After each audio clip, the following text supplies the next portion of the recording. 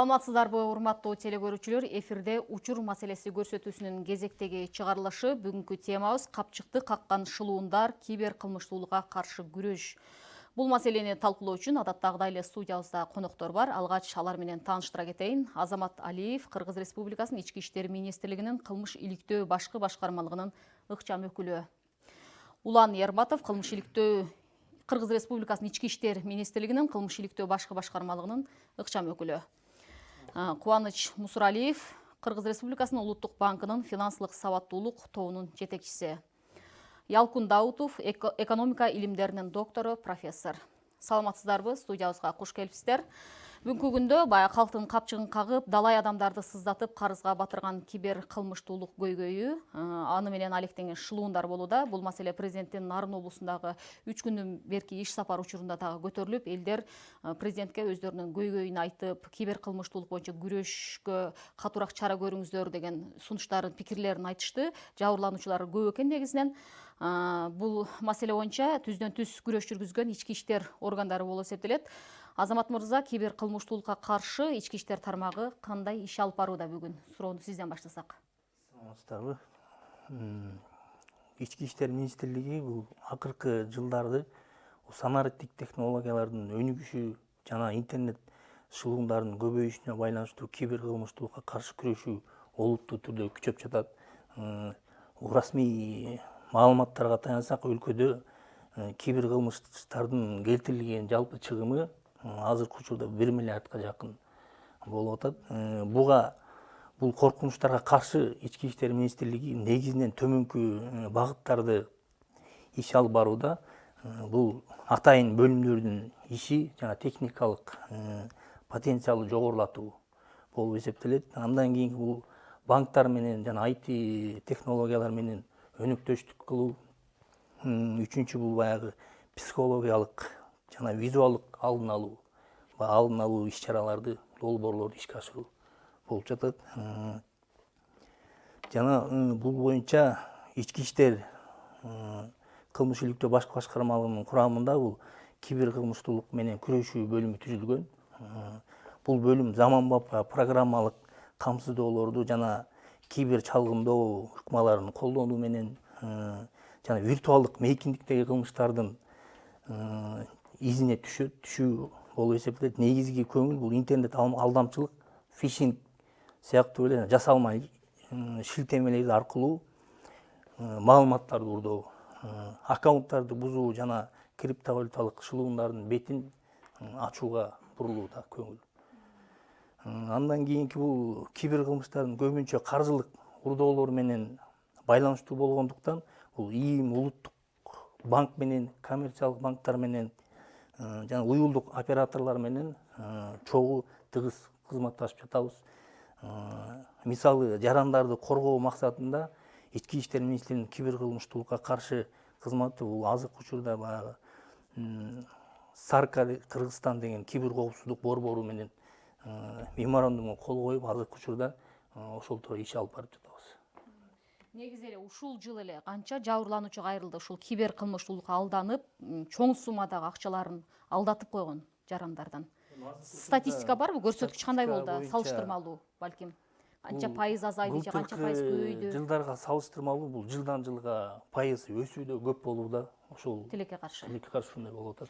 Эми каржы маселеси сөз болгондо эле бизде дароо эле банк эсибизге келет. Көбүнчө бүгүнкү күндө банк тиркемелери, банк карталарынын каражатын урдап койгон жарандар, жабырлануучулар арбын. Аябай Кубаныч мырза, мына кибер кылмыштуулукка каршы банк кандай иш алып барууда? Сиздер тараптан баягы эмгеги менен тапкан акчаны коргоо жарандардын кандай аракеттер болууда? Албетте, акыркы жылдары бул тема абдан көйгөйлүү, орчундуу болуп жатат. Улуттук банк албетте биздин өнөктөштөр менен, ошол эле мамлекеттик уюмдар менен, банктар менен чогуу иштеп жатат. Улуттук банк тарабынан атайын ошол банктарга, төлөм уюмдарына жана микрофинансылык мекемелерине ошо ченемдүү укуктук акт кабыл алып, алар ошол өзүнүн ишинде коопсуздукту камсыз кылган атайын автоматташтырылган системаны киргизүү талап коюлган да, антифрод система деп коет. Демек, бул тышкы жана сырткы, ички жана сырткы ошо алдамчылардан коргонуу системаны коюу талап болгон. Уже ушул жылдын жаз 1 мартынан баштап талаптар күчүнө кирди. Бул эмнени билдирет? Эми ошол уюмдар, аталган уюмдар системаларын күчөтүп, албетте банктар ансыз деле системаларды киргизип колдонуп келген. Бирок бунун дагы күчөтүлгөн талаптары коюлган. Демек, балким сиз жөнөкөй жаран күнүгө эми 100 сом, 200 сомдон гана төлөм жүргүзүп, бир маалда миңдеген, 10 миңдеген, 100 миңдеген сомдору уже операциялар жүргүзүлүп баштаса, бул шектүү операциялар болот. Буну банктар мисалы токтотуп коюуга кандайдыр бир мүмкүнчүлүгүнө ошол текшерүү ниетинде ошону токтотууга укуктары бар да. Же болбосо чалып сурайт. Ошондой сыяктуу бир тобокелдиктери менен төмөн, орто, жогорку тобокелдиктерди баалап, ошого жараша бир чараларды көргөнгө укуктары бар. Ошол эле кошумча мисалы банк тиркемелери аркылуу кандайдыр бир ошондой операция жүргүзүлсө, акча урдалганы же бирдеме байкалса шектүү, ал ошо тиркеме аркылуу мисалы маалымат берип, аны дагы банк дароо реакция бергенге кандайдыр бир эме болот да, мүмкүнчүлүктөр пайда болот. Буга чейин биз ошо түндүк мамлекеттик ишкана менен самозапрет деген кредит алууга, онлайн кредит алууга тыюу салуу деген, өзүнө өзү тыюу салуу. Өзүнө өзү тыюу салуу деген механизм да киргизгенбиз. Бул дагы көптөгөн мындай тобокелдиктерден азайтуучу жакшы механизм.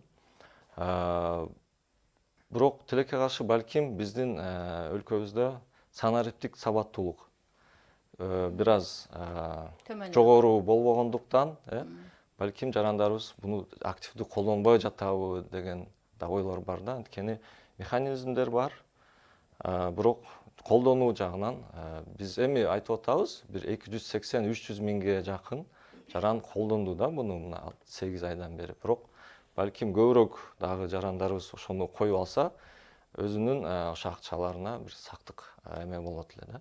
Бул мындайча айтканда жана банктан өзүнө өзү насыя алууга тыюу салды, Ооба. Бул эми сиз балким албайсыз деле, бирок ошондой бир чабуул эмелерден коргонгонго сакталат да. Балким кандайдыр бир эме менен кредит берилип калса, ал жарандын атынан, ал төлөп кайра аны кайтарып бербейт да. Бул ошо банктын, мекеменин күнөөсү, жоопкерчилиги болот. Ошондуктан бул ал акчаны кайтарып бербейт. Буга чейин дагы эле ошол муздатуу мөөнөтү деген механизмди киргизген. Ошо өзүнө өзү тыюу салганга чейин да. Демек, ошондой эле кандайдыр бир сиз банктан сизге бирөө перевод кылды, аны кайра башка бирөөгө кайра дароо эле которбостон кандайдыр бир мөөнөт дагы ошол акчаны токтотуп турган бир сактап туруш керек. Сактап турган эмелери киргизилген да. Бул дагы ошол эле кибер кылмыштуулукту азайтуу, жарандардын акчанын коргоо максатында киргизилген механизмдер.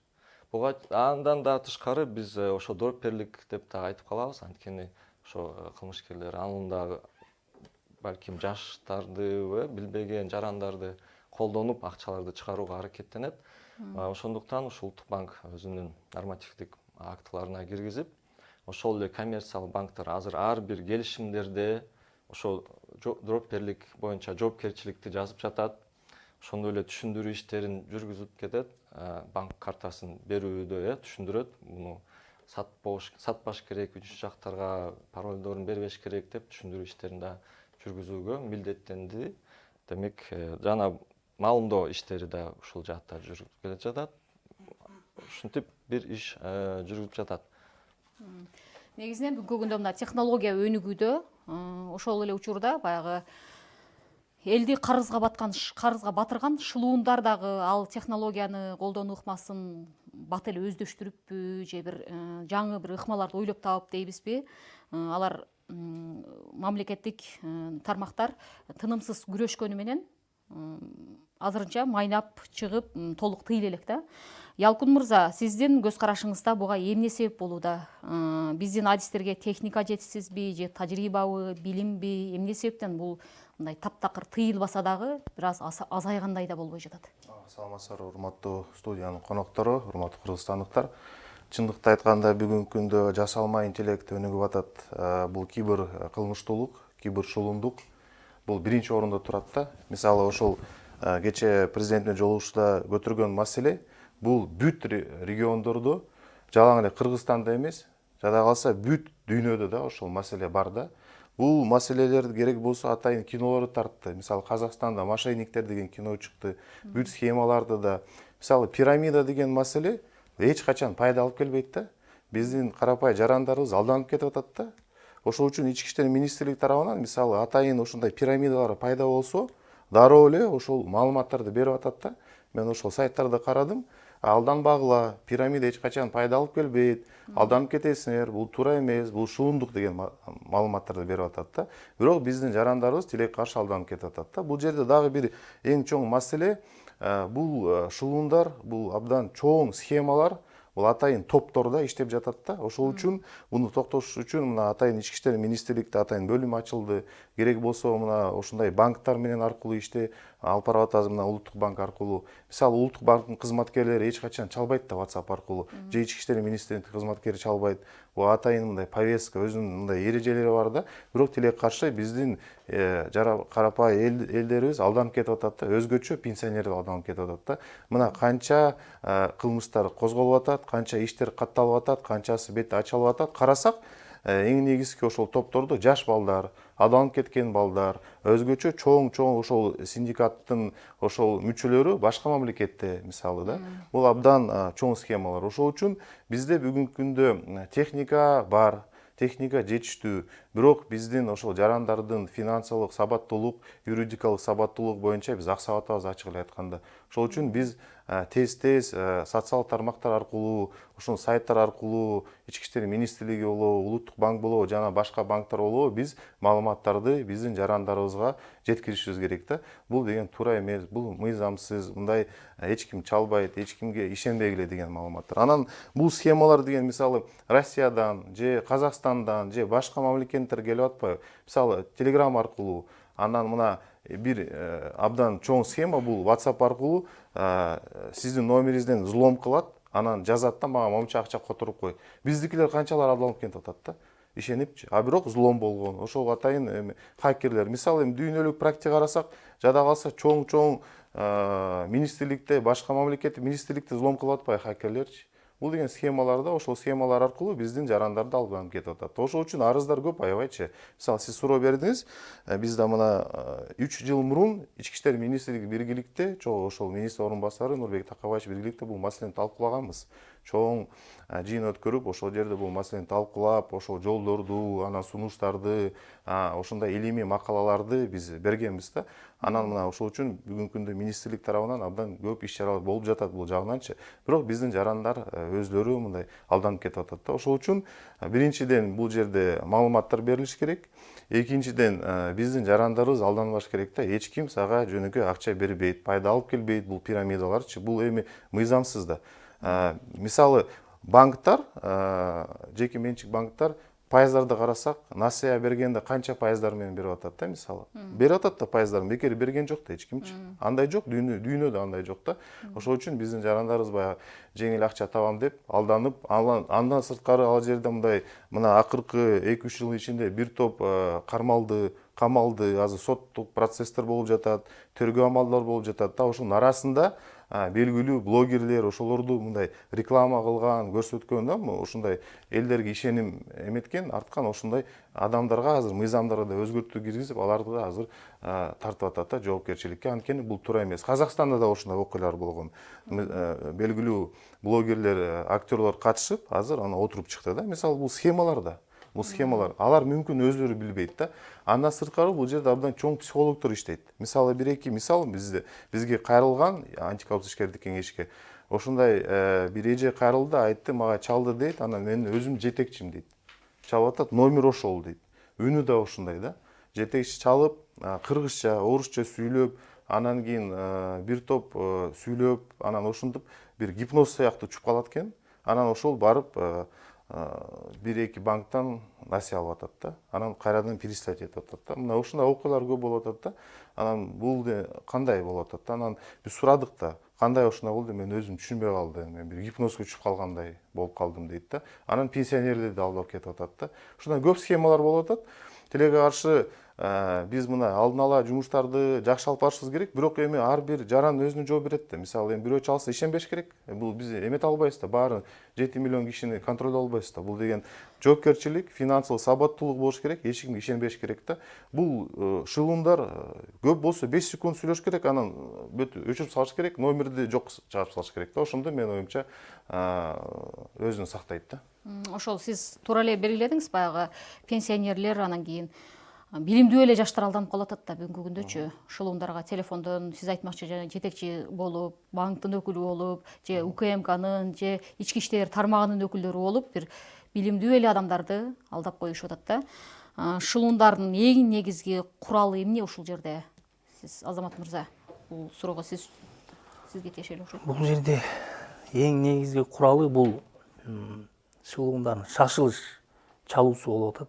Жарандарга шашылыш түрдө чалып эле баягы сиздин картаңыз азыр эле шектүү транзакция болуп жатат. 2 мүнөттүн ичинде баягы кодду айтпасаңыз бүт акчаңыз күйүп кетет деп, ошентип баягы или болбосо жакыныңыз кырсыкка учурады деп, ар кандай баягы мисалдар менен келтирип, тез аранын ичинде акчаны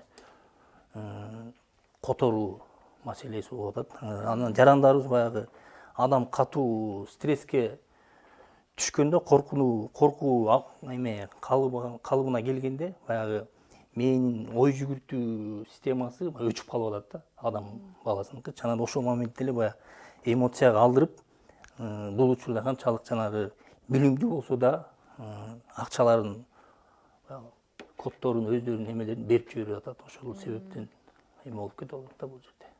Булар баягы элдин психологиясын окуп сразу чалган моментте, ошол моментте сразу булар окуп коюп атат. Эми бул жерде баягы кардарлар көбүнчө жана депозиттер бар, чоң суммадагы акчалар бар да банктардачы. Банкта сакташат. Бул Кубаныч мырза, банктар кибер чабуулдардан баягы чоң суммадагы каражаттарды кантип коргоодо? Сиз баягы Ялкын мырза да айтып кетти, жана фишинг сыяктуу сайттар менен күрөшүү үчүн банктар кандай аракеттерди кылууда? Албетте, ар бир банк дагы өзүнүн маалыматтык системасын коргоого аракеттенет, заманбап технологияларды колдонот.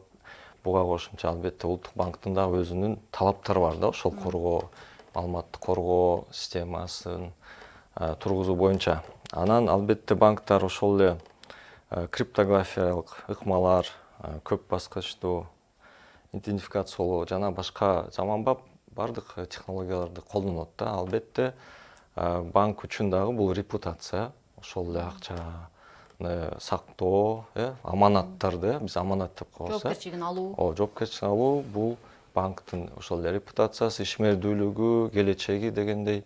Ошондуктан булар дагы бардык дүйнөдө кандай бир технологиялар болсо, аларды дагы изилдеп, колдонуп, жаңылап турууга аракеттенет. Улуттук банк дагы буну албетте текшерип, өзүнүн ишмердүүлүгүндө ошол маалыматтарды коргоо жана башка системалары жакшы иштеп атканын туруктуулугун текшерип, кандайдыр бир көйгөйлөр болсо, ошо берет өзүнүн сунуштамаларын жана аларды жакшыртууга бардык ошол эмелерди, талаптарды коюп, аткаруусун талап кылат да.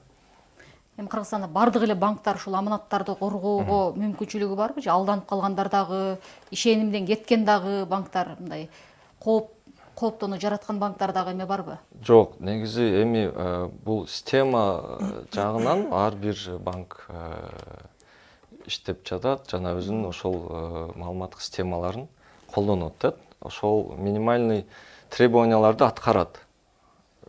В любом случае да, сөзсүз аны банк иштеген, лицензиясын алды, иштеп атат деген, демек ал ошол бардык талаптарга жооп берип иштеп атат дегени да.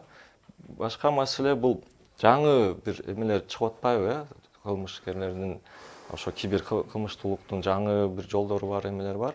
Демек банктар дагы өзү деле банк, улуттук банк дагы талап коюп атат. Экинчи жагынан коммерциялык банктар ошол эле адистери өзүлөрү дагы изденип жаңы бир технологияларды колдонгонго аракеттенет да. Негизи эле айтып кетишүү нерсе, мисалы бизде аманаттарды коргоо агенттиги деген бар, депозиттерди коргоо агенттиги 1 миллион сомго чейин сумма корголгон да. Банк эмне болсо дагы ал акча кайтарып келет. Буну эмнеге айтып атам? Көптөгөн ушул эле региондордо биз изилдөөлөрдү жүргүзсөк, жарандарыбыз ошо банктардан да коркот, акчаны үйдө сактайт да. Үйдө турган акча албетте кандайдыр бир ушундай сунуштар келип калса, пирамидабы же кандайдыр бир эмелери, ошондо үйдө турса эле оңой да барып алып баргангачы, банкта турса балким мен акчам банкта, аяка барыш керек, аны жабыш керек деп кандайдыр бир тоскоолдуктар да болушу мүмкүн эле да. Демек бул жагынан дагы ушу жарандарды айтып кетет элем, балким ошол акчаны системада, банк системада кармап, эч коркпостон 1 миллион сомго чейин эмне болбосо да акча кайтарып келет, берилет мамлекет тарабынан камсыздандырылган. Демек эч коркунучу жок. Ошол алдангандан көрө балким ошол банкта кармап, плюс ага дагы киреше дагы кошулат да. Эми бүгүнкү күндө мына калкты карызга батырган кибер шылуундар элди телефон аркылуу алдаса, көз көрүнө эле элди азгырып карызга батыргандар да бар да. Булар жана тармактык маркетингдер, каржы пирамидалары деп айтылып келет. Улан мырза, каржы пирамидасына алдангандардын көрсөткүчү кандай болду? Жыл башынан бери мындай азайдыбы же кайра көбөйдүбү? Канча сомдук чыгымга учурагандар бар? Эң чоң суммага алданып калгандар, ушу каржы пирамидасынан жабыр тарткандар тууралуу айтсаңыз. Саламатсыңарбы? Азыркы учурда статистикалык көрсөткүчтөргө токтоло кетсек, салыштырмалуу түрдө эркин кескин түрдө азайып жатат да бизде. Эгер статистикалыкка кайрылсак, кырдаал мындай болуп көрүнүштөр болуп атат. 2021 жылы каржы пирамидаларын байланыштуу 170 факт катталса, 2022 жылы 1000ден ашык 1052 кылмыш иши тергелген. Жабыркагандардын саны 1000ден ашык жаран болуп эсептелген. Материалдык чыгымын айта кетсек, берде 400 миллион сомдон ашкан. 2023 жылы 954 түскөн. 2026 жылы 6 айдын ичинде бул 558 кылмыш иши тергелип, 94 жаран жабырлануучу деп табылган. Азыркы учурда айта кетсек, эң резонанстуу кылмыш иштердин катарына төмөнкүлөр кирет. Бул Финико болгон 141 кылмыш иши катталган. Платформа деген кылмыш иши. Бул жерден дагы Ихсан Групп, Ашар деген салыштырмалуу могул киберпреступностторго караганда бул азыркы учурда кескин түрдө азайып жатат. Себеп ички иштер министрлер тарабынан жана жерлеринден, Бишкек башкармалык органдарынан көп профилактикалуу түрдө жумуштар жүрүп жаткандыктан азыр бизде азайып жатат да бул кылмыш иштер. Статистикалык салыштырмалуу көрсөткүчтөрдүн негизинде получается ушундай моменттер болуп атат. Эми ошол каржы пирамидасы боюнча азгырып кармалгандар, аларга кандай жазалар каралган, беренелер боюнча да токтоло кетсеңиз, кандай чара көрүлөт аларды элди азгырып акчага карызга батыргандар? Бул жерден бизде сунуштар бат-бат болуп турган негизинде мыйзамдар да бат-бат өзгөрүлүп, эң күчөтүү түрдө бизде беренелер мындайча айтканда оорураак жазалар көрсөтүлүп жатат. Бизде азыр бул кылмыш кодексинин 221 беренесинин каржы пирамидасын уюштуруу менен каралган да. Беренеси негизинде эң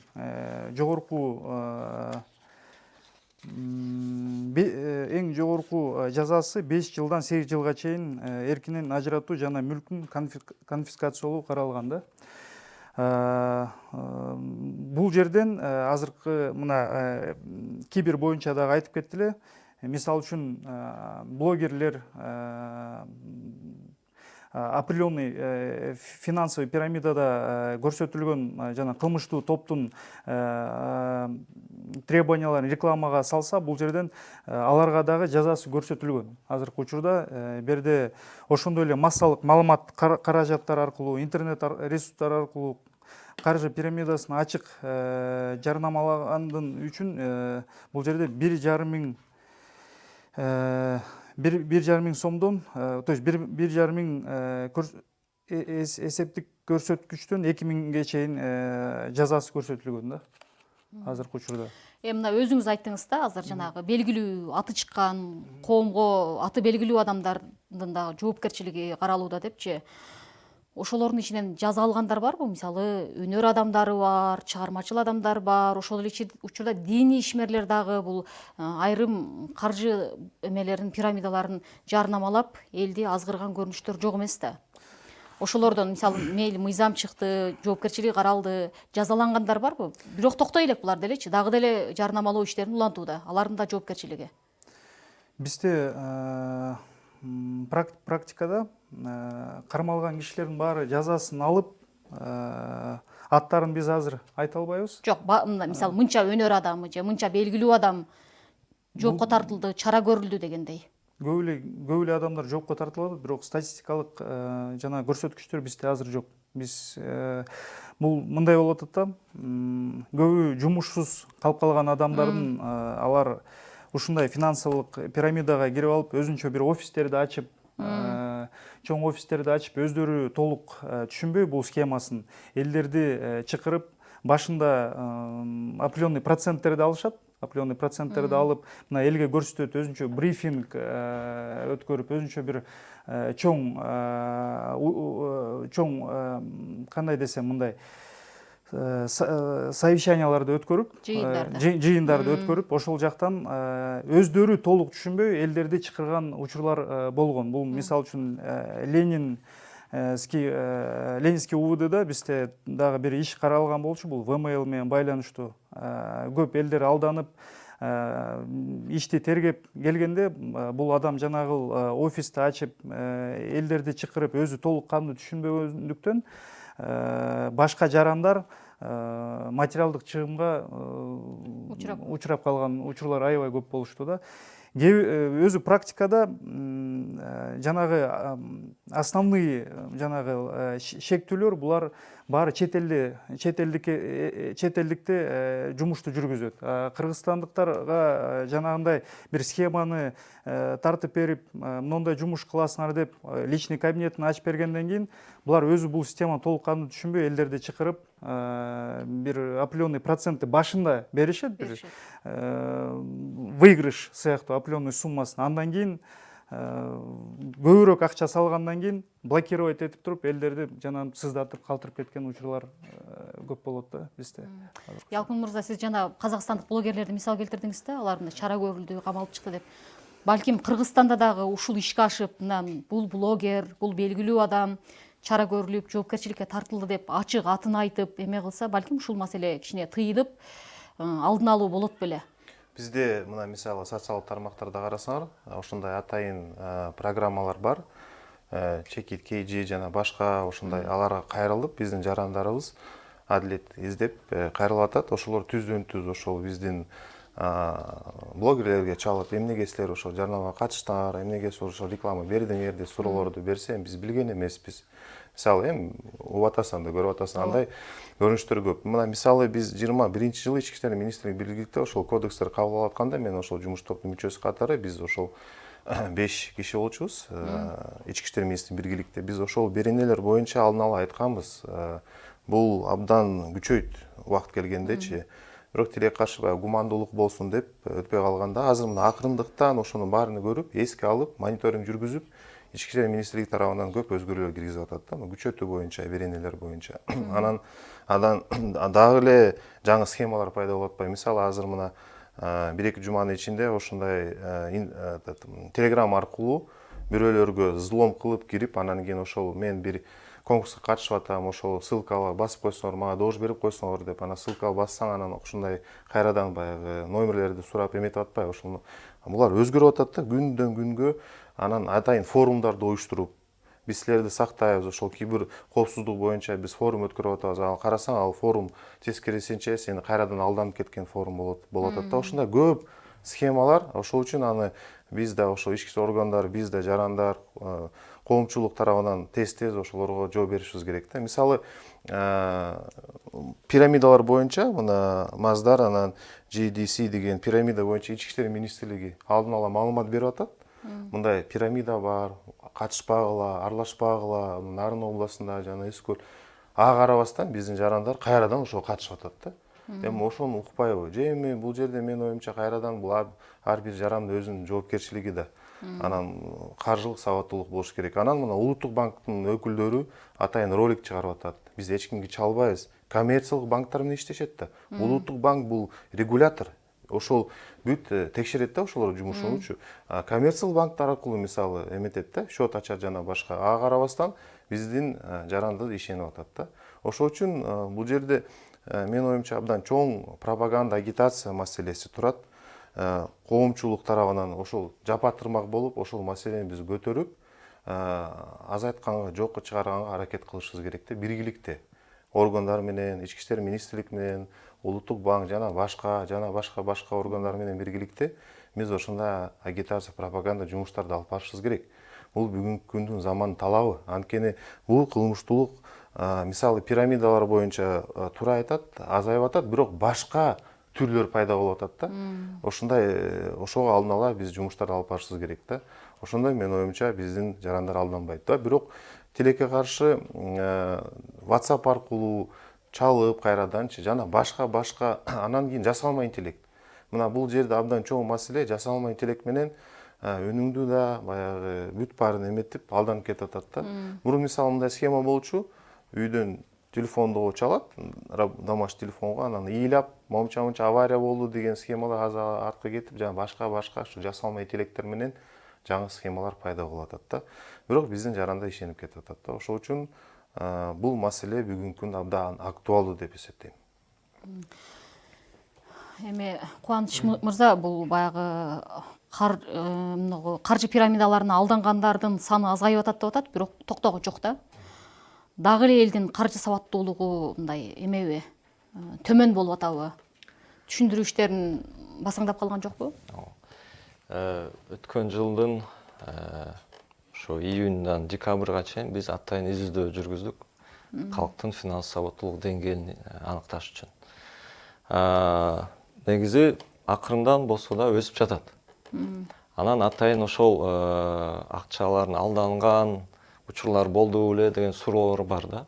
Тилекке каршы ошо СНГ чөйрөсүн алсак, орточо 4% болсо, алдангандардын саны бизде бир 7%га жакын да.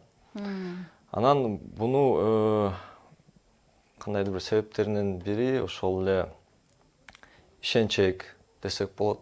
Биздин жарандарыбыз ишенчек дегенде балким ошол эле кылмышкерлер мисалы ошо айыл жергесинде бир белгилүү адамды кандайдыр бир обработка кылат дегендей, аны ишендирет, элдер ага ишенип ошого эле артынан ээрчи берет да. Анан ошол эле санариптик сабаттуулук деген төмөн экени дагы аныкталган да. Чындап эле ошол изилдөөлөр ошону көрсөттү. Анан айтып кетерим, мисалы критикалык ой жүгүртүү жана санариптик сабаттуулук плюс ошо финанс сабаттуулук менен бир жеңсе болот деген бир менин өзүмдүн пикирим бар да. Анткени албетте бирөө чалганда эле дароо сиз ойлонушуңуз керек да. Эмнеге бул ким? Жөндөн жөн эле сиз эч жакка заявка бербесеңиз, эч кандай эметпесеңиз, сизге чалып эле ушундай деп атса, бир токтоп ойлонуш керек да. Анан көп жерде биздин жарандар эмнеден алданып атат? Акча табуу, инвестиция деген сыяктуудан да. Балким бир жагынан акчаларын үнөмдөп, сактап, топтойт. Албетте логически аны бир жака инвестиция кылыш керек, аны көбөйтүш керек. Бирок ошол жерде карасаңыз, банктардын депозити жана айтып кеткендей, кредиттер ставкалары кандай, эми 20-25 деле, депозиттер эми 13-15-16га чейин деле бар эле да ставкалар. Жакында эле уксаңыздар керек, мамлекеттик баалуу кагаздарды мега инвестиция платформа аркылуу фондулук биржа менен киргизилди, онлайн сатып алуу мүмкүнчүлүк пайда болду да жарандардын. Бул фондовый биржа аркылуу госказначейский облигация 17%-дык киреше да. Жана бул эң ишенимдүү да, мамлекеттик баалуу кагаз деген бул эң топ мындай надежный инструмент да. Анан бияктан чоочун эле бир бизнеси түшүнүктүү эмес, документтер, лицензиясы барбы жокпу, балким кандайдыр бир кагаздары көрсөтүп коюшу мүмкүн. Азыр эми бул проблема эмес, печати менен. Бирок аны ойлошуңуз керек, бул кандай бизнес экен, мисалы 50%бы, 100% силерге убадалап жатса, демек ошончо пайыз тобокелдик бар да, аны жоготконго. То есть киреше эмеден тобокелдикке барабар деп коебуз да бизче. Киреше жогору болгондуктан, киреше тобокелдик дагы жогору болот, ошону түшүнүш керек да. Анан эми сиз 100 000 салып туруп 3 айдан кийин дагы 100 000 тапканыңыз балким жакшы угулат, сизге абдан мындай тез эле байып кетүү. Абдан да эме да, бат сонугула баары каалайт да, бирок аны толук жогото алам дегенди дагы башка жагынан ойлонсоң, Экинчи тарабында ойлонуш керек, бир учурда. Эки тараптан да караш керек да. Же сен ал 100 000ди мисалы салдың, ошол эле 17% менен жылдын аягында эми 17 000 кошулат, бирок бул 100% гарантияланган. Кепилдиги менен берилет. Кепилдиги менен деген ойлонуш керек. Негизи финансылык сабаттуулук эмнени үйрөтөт? Адам ошол финансылык чечимдердин кесепетин ала билип, чечим кабыл алганды эметет да. Макул дейли, сен 100 000 сомду жоготконго даярсың. Жоготсоң, бирок кийин претензия койбо да. Мисалы башкаларга, ошол эле мамлекеттик органдарга. Бирок мамлекеттик органдар мына МВД менен Ички иштер министрлиги менен биз жылдын башынан эле эки чоң иш-чара өткөрдүк да. Ошол эле блогерлерди чакырдык. ГУР менен чогуу өткөрдүк. Улуттук банктын площадкасында 20дан ашык блогерлерди чакырып, ошолорго ошондой семинар өткөрүп, кийин алар өзлөрү да элге мындай маалымат эметти да, алданбагыла, мындай эметпегиле деп. Кийин Кибертор деген чоң эл аралык форум өттү. Ал жерде Жогорку Кеңештин депутаттары, Ички иштер министринин төраганын орун басары, чоңдогон эксперттер келди, тоже талкууланды, түшүндүрүү иштер жүргүзүлдү. Жана жүргүзүлүп келе жатат да, балким күнүгө маалымдоо күнүгө жүрүп жатат десем жаңылбайм да. Эми ушул түшүндүрүү иштери аймактарда, жерлерде да жүргүзүлүп атабы, уланып? Албетте, бул эми биздин ошол эле мисалы областтык башкармалыктар бар. Алар ар дайым ошол семинарбы, кандай маалымдоо иштерин жүргүзүп келе жатат. Эми мындай да азыр соц тармактар аркылуу, основном СМИ аркылуу, соц тармактар аркылуу эми аны ар бир жаран кайсы жакта болбосун көрө алат, биле алат. Бир эле балким тоскоолдугу бул өзүнүн бир желаниясы дейм да. Өзүнүн ошо кадамын таштап, ошону үйрөнөйүн, акчамды сактаганды үйрөнөйүн, ошол финансылык сабаттуулугун, санариптик сабаттуулугун, кибер сабаттуулугун жогорулатайын деген бир эле ниети болсо, максаты болсо, маалымат толтура. Үйрөнөт. Эми мына кайра эле жана кибер кылмыштуулук темасына кайтып келсек, баягы телефон чалуулар болсо, аябай үнүңдү да окшоштурат, жана Ялкын мырза айткандай, жетекчинин үнүн да окшоштурат, ал жагы бар. Анан банктын өкүлү катары, банк жөнүндө маалыматы бар адам катары же ички иштер тармагынын өкүлү катары чалса, ошол жактан маалыматы бар адам катары сүйлөп, тигини ишендирет да. Шылуундардын арасында ошол тармакта иштеп кеткен, балким ошол жактан маалыматы бар адамдар экенин, же ошол жактан билими бар адамдар экени мындай аныкталган көрүнүштөр болгон жокпу? Бизде Ички иштер министрлиги дегенде бул жерде трансулуттук кылмыш болуп атпайбы азыркы учурда. Алар деген баягы бир канча кесиптин эмелери болот экен да, көп эме билим болот экен да. Ошол себептен булар деген баягы 5-6 киши чогулушуп алып, телефондон чалганда жанындагы напарнигине бере коюп, ал мен МВДдамын, тиги дагы бирөөсүнө бере коюп, мен УКМКдамын или банк чөйрөсүндө иштейм деп, ошол адам баласын баягы жабырлануучуну ишендиргенге аракет кылып жатышат да, ошол себептен. Булар да ошол жөнүндө билим алып, бир окуйбу деген да ой келет да мисалы. Может, билим алгандар деле бар арасында, билим албагандар деле бар.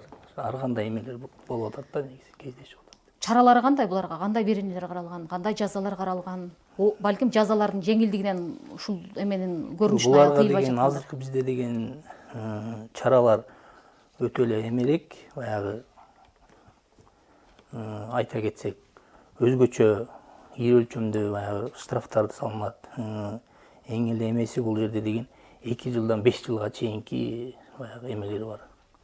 Нөмөт баягы абакка кесилгендиги тууралуу көрсөтүлгөн.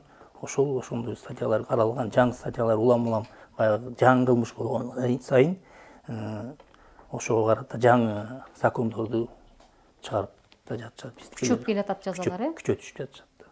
Балким бул да жеңилдик кылып Бул да аткандыр. 2-5 жыл деген бат эле өтүп кетет деп кайра эле ушул көрүнүш кайталанып аткандыр. Ялкын мырза, сиздин көз карашыңыз кандай? Жазанын жеңилдигинен бул ооба болушу мүмкүн. Биринчиден, экинчиден бул мисалы ошол пирамида уюштурган же ошондой алдамчылык схемалар уюштурган жарандар бул абдан профессионалдуу шылуундар да. Карасаңар булар алдап, адамдар ишенимге кирип, адамдар ишенип, анан ошону эметип атпайбы. Мисалы ошол Казакстан блогерлер суроо берип атпайбы, эмнеге сен алданып кеттиң, сен билип турдуң да бул жерде пайда ала албайсың десе, мен ошол моментте өзүмдү билбей калдым деген жооп берип атат да. Мен ишендим, аябай ишендирди.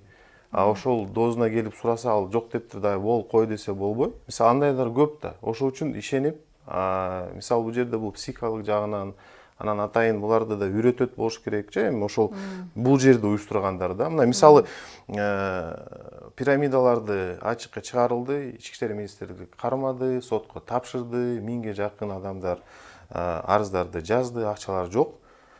Бул резонанс да, Кыргызстан боюнча резонанстуу иштер болуп жатат. Бул пирамидалар боюнча азыркы биздин кызматкерлер айтып кетти го. Ага карабастан жаңы пирамидалар ачылып атат. Биздин эле жарандар кайрадан катышып атат, кайрадан акча берип атат да, мисалы. Бул жагын тыйып бүткүнчө жаңы эмелер чыгып атат. Бул эмненин белгиси? Бул биринчиден ошол кайрадан финансылык сабаттуулук, каржылык сабаттуулук абдан туура маселе көтөрдүңүз. Ар бир жаран өзүнүн жоопкерчилиги. Мисалы да, ошол үчүн бул алданбаш керек да. Алданбаш керек, катышпаш керек. Бул андан тышкары ошол керек болсо ошол керектүү кодекстерге өзгөртүү киргизиш керек. Анткени бүгүнкү күндө мына абдан көп иштер козголуп атат. Бирок Ички иштер министрлиги тергеп атат, сотко чейин алып барып атат, бирок соттун баягы кодексте жазылган мөөнөттөр боюнча алар кайрадан чыгып кетип атат да. Ошол үчүн бул жерде кичине күчөтүш керек да. Жоопкерчилик да күчөйт.